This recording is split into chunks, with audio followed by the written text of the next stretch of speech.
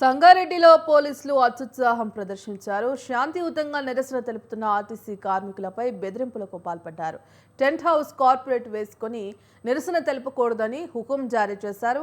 పోలీసుల తీరుపై మండిపడ్డ ఆర్టీసీ కార్మికులు వాగ్వాదానికి దిగారు. పోలీసుల వైఖరిని నిరసిస్తూ రోడ్డుపైకి వచ్చి ఆందోళనలు చేపట్టారు.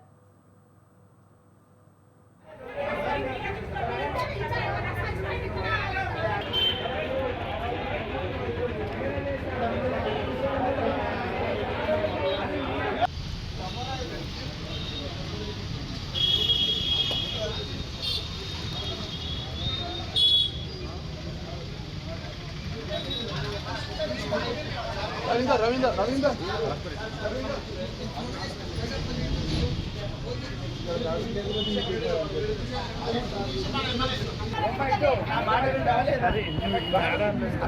చెప్తున్నా కదా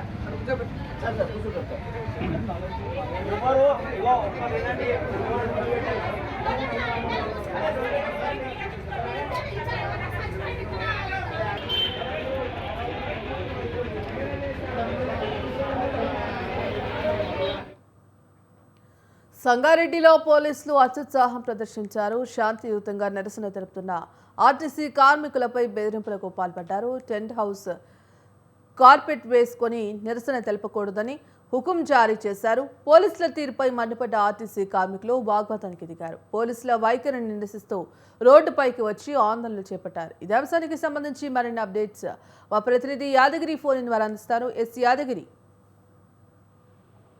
గుడ్ మార్నింగ్. గత 3 రోజులుగా కొనసాగుతున్న ఆర్టీసీ సమ్మె మొదటి రోజు ప్రసాదం కొనసాగింది. 2వ రోజు అంటే డ్యూటీగా పరిస్థితి నెలకొన్నాయి. 3వ రోజు ముఖ్యంగా పోలీసులు ఆర్టీసీ కార్మికుల పైన హుకుం ప్రదర్శించడం జరుగుతుంది. వారి యొక్క వేసుకునే తింటాం కానీ లేదంటే వాళ్ళు కూర్చున్న చెట్టును కానీ తీసివేసి చాలా కర్కశంగా ప్రవర్తించినటువంటి పరిస్థితి మనకు సమాజంలో కనిపిస్తూ ఉంది. అదేవిధంగా జిల్లాలో ఉన్నటువంటి ఎడ్డిపడ వద్ద కూడా ఇదే పరిస్థితి మనకు కొనసాగుతుంది.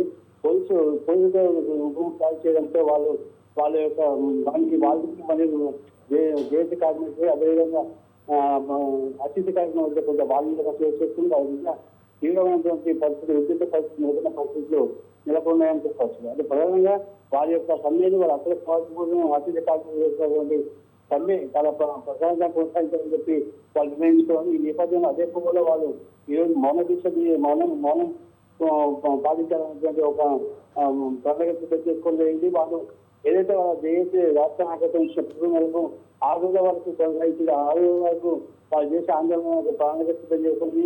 వాళ్ళ యొక్క పార్టీ ప్రకారం వాళ్ళు వెళ్తున్న నేపథ్యంలో పోలీసులు వాళ్ళ పైన ఒక దురుగు ప్రవర్తించాలని చెప్పచ్చు. ఈ నేపథ్యంలోనే సంఘటనలో ఒక ఘటన వాతావరణం నెలకొంది. ఉదయం తెల్లవారినే ఈ యొక్క సమస్య చోటు చేసుకోవాలనేటువంటిది పోలీసు పోలీసులు దిగుతానికి నిరసన కనిపిస్తా ఉంది.